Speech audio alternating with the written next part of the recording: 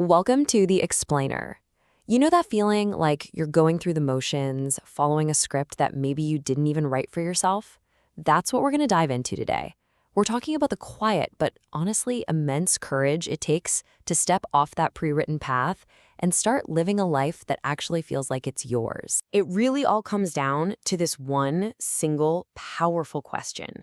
It's so easy to push it away, right? With everything going on, day in and day out. But it's always there, kind of humming in the background.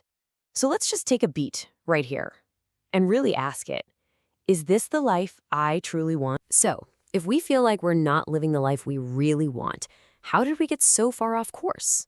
Well, it seems like it all starts with really good intentions. When we're kids, we're taught these principles to help us out, be good, be responsible. But as we get older, something kind of strange starts to happen to those once helpful rules. And here's the really subtle trap. Those guiding principles that were meant to give us some structure, some direction, they slowly start to harden. What was helpful structure suddenly feels like this heavy obligation. What was general direction turns into a super rigid script that we feel like we have to follow. And building our character, it becomes less about who we really are and more about just performing for everyone else. Just trying to be what they expect us to be. And boy, do we get good at playing these parts, don't we? We become the good child, then the reliable adult, the dutiful partner, the loyal employee. We wear these labels almost like they're badges of honor. But while we're so busy perfecting all of these roles, it's so easy to lose touch with the actual person underneath, the one whose own dreams might be getting fainter and fainter. And that feeling of being stuck, it brings up a huge question. If we can sense that something's not quite right, why is it so absolutely terrifying to even think about changing things? I mean, what is it that holds us so tightly in place? Well, it's this wall of fear. I mean, the fear of failure is a massive one. It's that voice in your head asking, what if I try this new thing and just fall flat on my face? And then there's the fear of judgment from the people we care about, the fear of our own regret. What if the new path is even worse? And maybe the biggest one of all, the fear of letting down the people who are counting on us to be exactly who we've always been. So when you're staring at that wall, that incredibly intimidating wall of fear, what do? We stay quiet. We stay the same.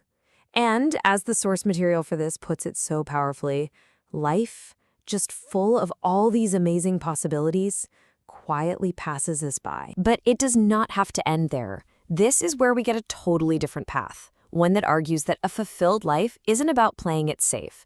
It's about having the courage to really, truly live. But what does that kind of courage actually look like in real life? Okay, first, it's the courage to just admit it. To yourself, to finally give that quiet little voice inside you permission to speak up and say, you know what? I want something more. And look, this isn't about being ungrateful. Not at all. It's about being deeply, radically honest with yourself about what you truly need. And next up is the courage to just embrace the unknown.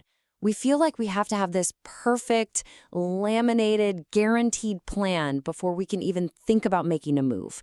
But real courage, this suggests, is about being willing to just step out there into the fog and trust that you'll be able to figure things out as you go. And finally, it's the courage to just be you, to live by your own beat, even when it feels like the whole world is marching to a completely different drum.